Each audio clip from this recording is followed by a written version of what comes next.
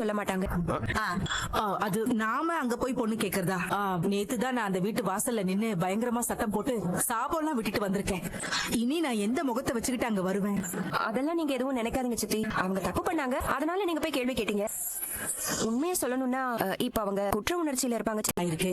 அவங்க ரெண்டு பேரையும் வாழ்க்கையில சேர்த்து வைக்கிறதுல எந்த தப்பும் இல்லைன்னு எங்களுக்கு தோணுது.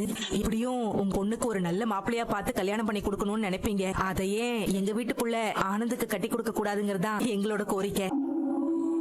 உங்க குடும்பத்து மேல எங்களுக்கு மனஸ்தாபம் இருந்தாலும் எல்லாத்தையும் மறந்துட்டு என் பையனுக்காக தான் இந்த வீட்டு படியேறி வந்து பொண்ணு கேக்குறோம்.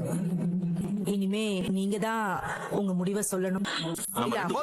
ஒரு நிமிஷம் எல்லாரும் கொஞ்சம் அமைதியா இருங்க, கொஞ்சம் அமைதியா இருங்க, பொறுமையா இருங்க. தயவு செஞ்சு கொஞ்சம் பொறுமையா இருங்க. மனோகரா கொஞ்சம் பொறுமையா இருங்க. ஆனந்தி மேடம், என்னாச்சு? ஆனந்தி மேடம்,